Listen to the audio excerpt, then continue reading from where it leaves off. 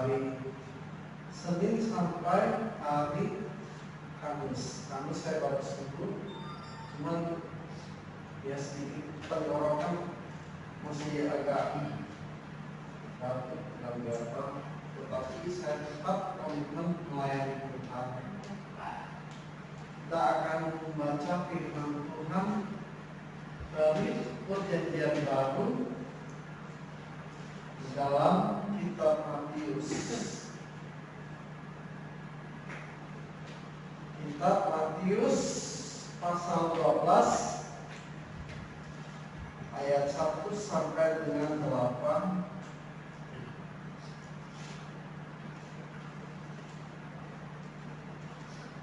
Matius 12 ayat 1 sampai 8. Lembaga Kitab Indonesia memberi judul Murid-murid memetik gandum pada hari Sabat. Pada waktu itu, pada hari Sabat, Yesus berjalan di ladang gandum karena lapar. Murid-muridnya memetik bulir gandum dan memakannya. Melihat ayat 2. Melihat itu berkatalah orang-orang Farisi kepadanya, lihatlah, murid-muridmu berbuat sesuatu yang tidak diperbolehkan pada hari Sabat. Ayat 3. Tapi jawab Yesus kepada mereka, tidakkah kamu baca apa yang dilakukan Daud ketika ia dan mereka yang mengikutinya lapar? Bagaimana dia masuk ke dalam rumah dan bagaimana mereka makan roti sajian yang tidak boleh dimakan. Baik-baiknya mau kepada mereka yang mengikutinya, kecuali oleh imam. Atau tidakkah kamu baca dalam kitab Taurat bahwa pada hari-hari Sabat imam melanggar hukum Sabat di dalam bait Allah namun tidak bersalah? Aku berkata kepadamu, disinilah ada yang berdiri di bait Allah. 7. Jika memang kamu mengerti firman-Ku ini, yang kukehendaki ialah belas kasihan dan bukan persembahan, tentu kamu tidak menghukum orang yang tidak bersalah. Karena Anak Manusia adalah Tuhan atas hari Sabat. Tuhan di sini Yesus ingin mengadakan suatu perubahan ulang.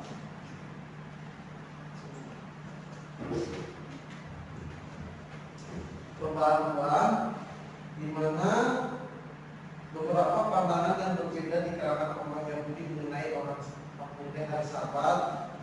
Ada orang Farisi, ada ahli Taurat, dan ada orang Saduki. Tapi Yesus datang bukan untuk menentang hukum Taurat, tapi memperbaharui. Saya akan beri judul firman Tuhan, hukum yang selaras dengan semangat kemanusiaan. Hukum yang selaras dengan semangat kemanusiaan.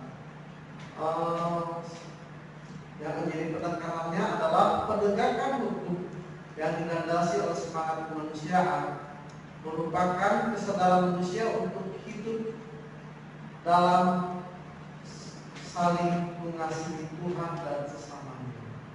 Jadi kalau kita bertuhan tetapi kita tidak ada kemanusiaannya, percuma juga. Karena itu sudah terjadi di masa-masa lalu.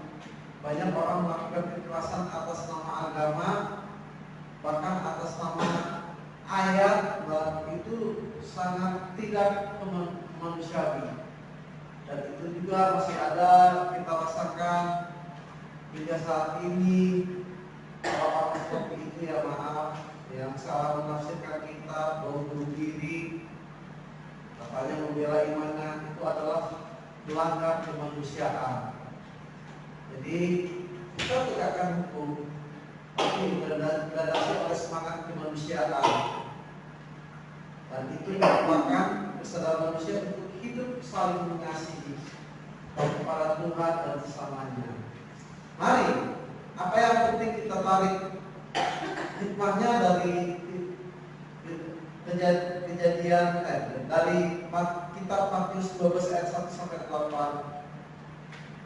ada dua yang harus kita pelajari. Jadi sebelumnya begini, saya akan menceritakan bagaimana yang dari dasarnya adalah Taurat Tuhan, terutama di Keluaran 20 ayat 1 sampai 8 itu yang berbicara tentang Taurat. Dan di situ dikatakan ada hukum yang keempat, ingat dan kuduskanlah hari Sabat. Kata Sabat di situ beristirahat. Mengapa Allah meminta hari itu beristirahat? Karena 6 hari Allah bekerja menciptakan alam semesta dan terakhir itu adalah manusia. Dan hari ke-7 Allah beristirahat. Dengan cara Allah memerintahkan kita beristirahat supaya apa? Kita juga perlu kebutuhan spiritual. Datang kepada Dia, menyembah Dia, dan kita juga perlu beristirahat supaya ada waktu rileks, sehat. Jadi kita bisa dikasih waktu itu supaya memulihkan tenaga kita. Kalau manusia terus kerja, yang ada yang kena yang pertama adalah hatinya, lehernya. Yang kedua ginjalnya. Tidak heran di negara maju seperti Jepang, di Eropa, di Amerika Serikat banyak orang depresi karena di jam istirahatnya dengan waktu kerjanya lebih tinggi waktu kerjanya. Akhirnya dia tidak bisa menikmati hidup. Yang ada apa? Penyakit yang menggorok tubuhnya. Allah itu jauh berpikir lebih jauh lebih panjang. Manusia butuh istirahat. Di dalam manusia butuh istirahat itulah dia meluangkan waktu dengan Tuhan. Itulah maknanya dari hari Sabat. Istirahat supaya ada pemulihan tenaga, supaya ada istirahat kita mendekatkan diri kepada Tuhan. Jadi jangan cari uang, terus tapi lupa amal Tuhan. Saya beberapa kali lihat orang mencari uang terus tapi aneh ya. Dia lupa atau gimana nggak mau datang ke Tuhan. Itu tidak baik. Apa yang kita hidup di dunia ini adalah memang yang Tuhan percayakan. Di balik yang Tuhan percayakan tentang materi kan, kesejahteraan kan, kesehatan kan. Di balik itu nanti kan kita juga harus pertanggungjawabkan apa yang kita perbuat selama ini. Jadi di sini kita belajar bahwa Tuhan menginginkan kita untuk beribadah. Di balik beribadah Tuhan mensegarkan rohani kita, Tuhan mensegarkan kejiwaan kita dari kepenatan bekerja.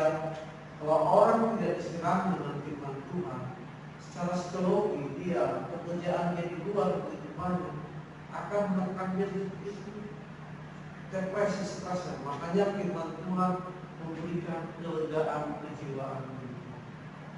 Kalau kita sehat, rohani kita sehat, jelas tubuh kita akan meresponnya dengan sehat.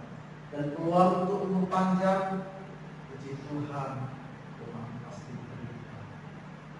Nah, di sini yang saya tekankan, benar pertama bicara hukum atau peraturan dibuat untuk kepentingan masyarakat luas.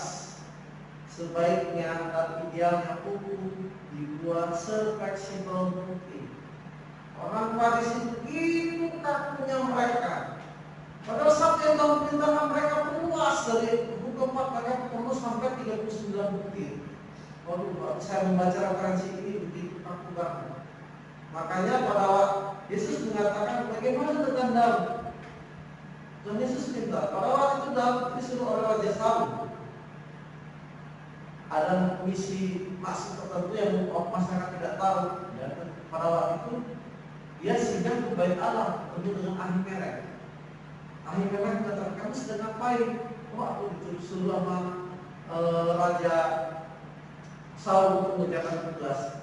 Tapi karena dia lapar, lalu Daud berkata, Bapak punya apa? Aku ini lapar. Dan pada waktu itu posisinya adalah hari Sabat. Nah, di sini, kalau kita kaku dengan hari Sabat, itu kan maaf hari yang kudus tidak boleh bekerja. Daud bekerja, dia mengerjakan apa perintahnya. Salah satunya mungkin penilaian saya, dia sedang mengamati apa yang terjadi di masyarakat, sehingga dia harus memberi laporan. Nah, dan ini nggak boleh orang lain tahu. Nah, akhirnya apa? Karena dia lapar. Itu roti yang sajian yang kudus, yang biasanya udah dikeluarkan kepada Tuhan, itu yang harus dimakan orang imam. Nggak boleh diberikan kepada umat imam. Tetapi karena imam akhirnya punya rasa kemanusiaan, daripada mati kelaparan, Daud dan bersama prajuritnya, dia berikan itu dengan catatan hindari dari wanita ya. Artinya ini kan sangat kudus, biar ini dinikmati bagi orang-orang nanti dari pernikahan. Sebab maaf, dalam tradisi orang Yahudi, kalau udah menikah, maaf, terus dengan istrinya atau suaminya, terus ada sesuatu hal yang maaf, kesannya kurang layak kalau menikmati hal-hal seperti apa, kayak roti sajian itu yang seharusnya dinikmati oleh imam-imam, diberi atas penetapan Imam Ahimelek diberikan kepada orang biasa di Daud. Nah, dia minta jangan menyentuh wanita. Jadi ada hal yang sakral atau khusus gitu. Nah, inilah kemanusiaan itu diperlukan menjalankan ritual agama, tetapi mengindahkan kemanusiaan. Makanya saya bilang, bagaimana kita mengasihi Tuhan kalau kita membenci sesama kita? Makanya dalam menjalankan hukum sabat ini, itu adalah salah satu bentuk mengasihi Tuhan, salah satu bentuk ketaatan kita pada Tuhan. Tetapi sisi kemanusiaan jangan dilupakan. Jadi murid-murid tadi Yesus itu tidak mencuri, dia lapar sengaja. Dalam tradisi orang Yahudi, kalau orang lapar, memetik gandum tanpa sepengetahuan siapa yang punya, mereka akan marah supaya ada orang lewat situ bisa makan. Apabila dia kehabisan bekal, nah ada sisi manusianya, itu sudah diajarkan. Nah pada waktu itu hari Sabat, orang Farisi memandang memetik itu sama dengan bekerja. Nah ini kan lucu. Mana lebih baik mati kelaparan atau tidak mati kelaparan bisa makan sedikit? Kalau saya jujur memandang apa yang Tuhan Yesus katakan, tidak mati kelaparan, makan sedikit, walaupun dianggap bekerja yang sedikit untuk bisa makan, jadi nggak mati kelaparan, daripada mati kelaparan karena ketaatan buta. Nah itu yang harus kita bermandang luas. Dalam beriman pun kita harus berpikir luas, jangan beriman buta. Suatu ketika saya nonton di YouTube di Amerika Serikat, ini di kalangan yang pandangan saya sempit dan ekstrim, kalangan Pentakosta. Engkau digigit ular tidak akan mati, dipotong ular tidak akan mati, dipraktekin. Dan akhirnya apa? Pendeta yang mengajarkan itu mati konyol dimakan oleh ular. Itu salah satu contoh beriman buta tanpa memiliki sisi nalar atau mempertimbangkan sisi kemanusiaan. Jadi makanya kita mengasihi Tuhan dengan segenap hati, dengan segenap akal budi pikiran kita juga. Artinya Pak, kemanusiaan kita juga tidak bisa kita lupakan. Jadi kembali hukum itu dibuat harus fleksibel mungkin, selaras dengan sisi kemanusiaan sehingga masyarakat bisa hidup. Oleh sebab itu Yesus memperbaharui hukum Taurat bahwa ini loh anak manusia. Di ayat kedua, di ayat terakhir itu ayat terakhir di sini dikatakan, karena anak manusia adalah Tuhan atas hari Sabat. Anak manusia itu bicara pada Yesus adalah Tuhan atas hari Sabat, Tuhan yang berkuasa di atas peribadahan. Bapa, Yesus dan aku, Bapa, Anak dan Roh Kudus itu yang berotoritas di hari Sabat. Saat kita membayar beribadah kepada Dia, inilah yang berkuasa, Allah Bapa, Anak dan Roh Kudus. Jadi mari kita beribadah dengan semangat sungguh-sungguh, dengan mencerminkan mengasihi Tuhan sekali mengasihi Tuhan, kita wujudkan dengan cara hidup, mengerjakan seluruh firman Tuhan, mau beribadah, meluangkan waktu untuk merilekskan, menjaga kejiwaan dan tubuh kita, sehingga Tuhan memberkati. Yang kedua, Kristus adalah sumber dari hukum, peraturan, dan perdamaian. Jadi tanpa ada peraturan, hukum, manusia akan menjadi diam. Kristus adalah senternya. Ketika kita hidup di dalam Kristus, lahir kembali di dalam ciptaan Kristus, jadikan Kristus pusat kehidupan kita. Bagaimana kita tahu mengenai Kristus menjadi pusat kehidupan kita? Dengan cara membaca firman. Firman Tuhan adalah hukum yang berdaulat. Itu sebabnya kalau kita lihat di negara-negara maju, di negara kerajaan, di atas mahkota itu selalu ada tanda salib isinya. Itu berbicara satu-satunya apa arti salib di atas itu? Kristus adalah segala-galanya, sumber hukum, raja yang paling agung, supremasi yang paling agung yang harus kita punya. Itu negara-negara seperti kayak negara Swedia, Belanda, Inggris, selalu ada kata di atasnya salib. Artinya dia yang orang luar biasa, dia yang menjadi sumber. Makanya mari kita mengenal hukum firman Tuhan secara baik, sehingga Kristus berotoritas di dalam hidup kita. Saya bersyukur sekali di sini kita sudah mengenal firman Tuhan. Kita mau menjadi keluarga Tuhan. Jangan seperti orang yang mereka begitu kakunya menjaga begitu sedemikian rupa, bahkan sampai menulis nama Tuhan aja mereka harus mematikan lampunya, lalu satu jamaah menulis kata Yahweh dimatikan sampai mereka baru tulis kata Yahweh Yesus Tuhan. Ya jadi matinya sampai apa? Letakkan kepalanya di bawah mejanya sambil merenung dan tulis lagi satu.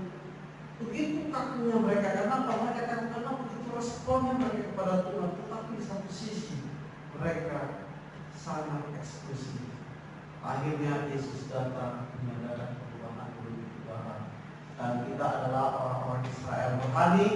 Kita harus mewujudkan cinta kasih Tuhan dengan cara yang tertinggi adalah hukum Kristus. Bagaimana dengan kehidupan kita? Apakah kita sudah mencerminkan hukum Kristus? Apakah kita menjadi orang Kristen yang kaku, yang berpantangan, ini nggak boleh, itu nggak boleh? Bukan seperti itu. Makanya kalau saya lihat di kalangan Kristen yang lain, seperti yang orang yang beribadah di Sabat, ya saya minta maaf sebelum kalau saya sebut adalah orang Advent. Saya pernah berdoa mereka. Kekristenan bukan identik dengan berpantangan. Sebab kalau Kristen identik dengan berpantangan, Kristen akan menjadi. Kristus menembus kita dan yang membangun kita dalam kasih. Itu yang harus kita sebarkan, bukan berpantangan. Kalau Kristen identik dengan Yudais, maka dunia memandang apa? Oh, ternyata Kristen belajar dari Yudaisme.